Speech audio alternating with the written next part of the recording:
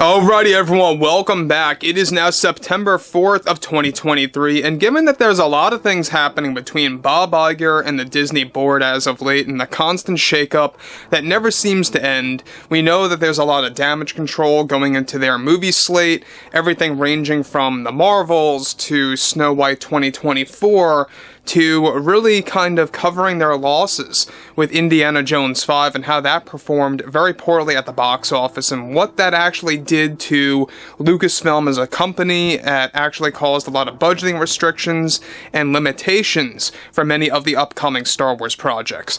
This is Mike Zero. Subscribe if you're new and like this video to see future updates. I'm also on Twitter at Mike01. I thank you also very much for the great and kind support.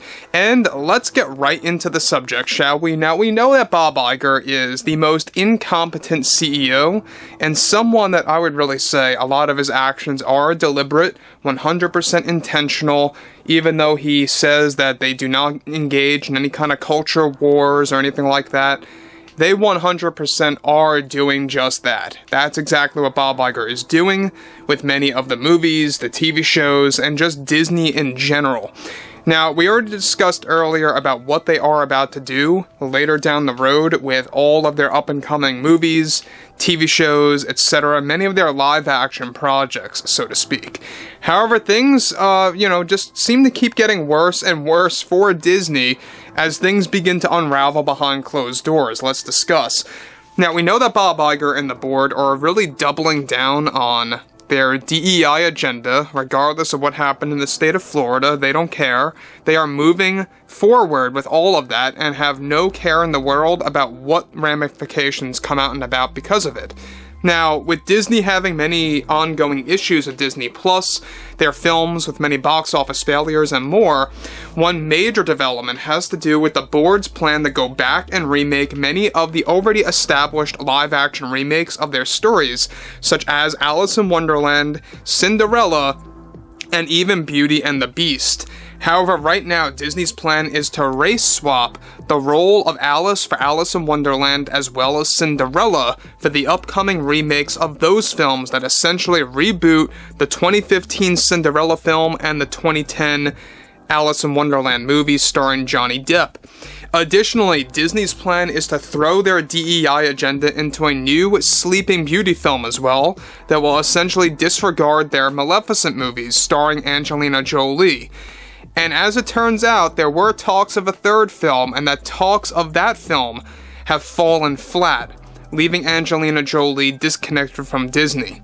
Bob Iger and the board are also moving ahead with taking away the source material from Alice in Wonderland and Sleeping Beauty, and will be giving fans a complete retelling of both of those films that they wish to release in the near future, depending on when the strike comes to an end.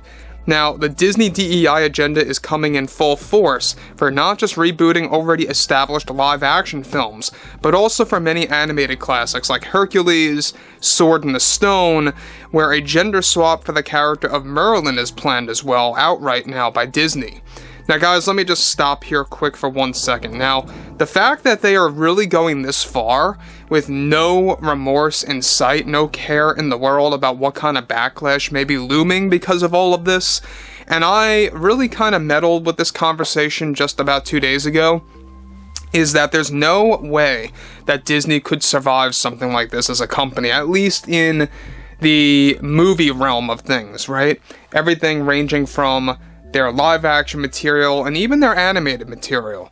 I don't really see them really becoming more and more successful if they just want to keep destroying the source material and forcing these agendas. Now look, I have to be clear all the time.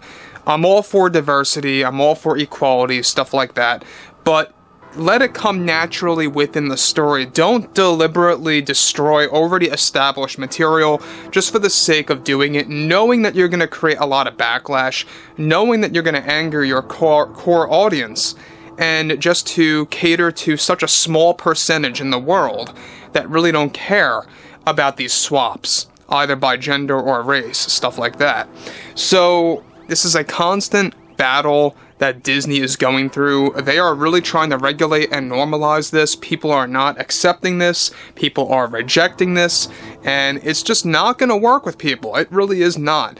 I think that when Snow White 2024 drops, I would not be too surprised if a lot of these plans also fall flat. But I also would not be surprised if they don't care about the box office numbers and just keep on continuing with their agenda. Again, we have to remember who really is funding Disney here, and two of the greatest examples that I always like to bring up are the top two shareholders, or some of the top shareholders, are BlackRock and Vanguard. And we all know what Larry Fink said, you have to force change, and you have to force this and that, so it just goes to show you who's behind this. Now, something that they plan to announce by the first quarter of 2024 involving, and of course, the upping the ante of equality and diversity in their live-action reboots and movies from their animated counterparts as well. They are also embracing another remake for Snow White, since the sequel to Rachel Zegler's film was cancelled entirely, as they plan to give the public another retelling of that film as well. Iger will be making more announcements related to these agendas also for the last earnings call for 2023, where the reimagining of Alice in Wonderland and Cinderella are said to be their #1 priority right now after Snow White 24. That will be a big part of their Disney slate for the mid-2020s. Now again, we know that Bob Iger's contract runs through 2026. Alright, that's something that has been done and was established this year. We have to remember that Bob Chapek did the same exact thing years ago, renewed it for 3 years, and was eventually fired. I would not be too surprised that if they really just focus on all of these failures one after the other, they're going to have to get a different CEO. Now, we already know that there are some board members that have been very unhappy with Iger and what he's been doing to Disney, what he has been doing to the brand. Everything Marvel, Star Wars, just Disney in general, Disney Plus losing 12 million subscribers this year worldwide is a very big concern. Even though he says it's not a concern, it is. They're already purging Disney Plus content, and they're going to continue to purge Disney Plus content throughout next year. We'll be talking about that next week, by the way, because we do have more to talk about with that. But Bob Iger and the board, they really are upping the ante with all of these agendas that's going to wreck everything that you grew up with, everything that you love about, these animated classics. Alice in Wonderland, huge hit. I thought that the 2010 movie was actually pretty solid. Some people may disagree with me on that, but I thought that was a pretty solid movie and a great combination of kind of modernizing it and kind of creating a different spin on it, but staying true to the source material. I think that they pulled it off very well back then. It wasn't until, and I swear by this, until like 2016 where everything began to change for Disney, including all of the other major Hollywood studios. Everything began to get woke, everything began to fall apart and decline and just degrade.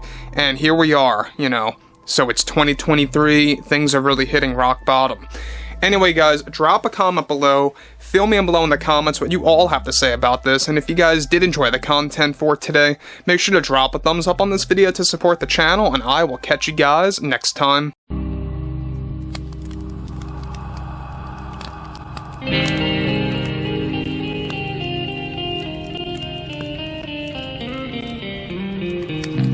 Gun in hand, we are alone again. No, I'm not the one from night.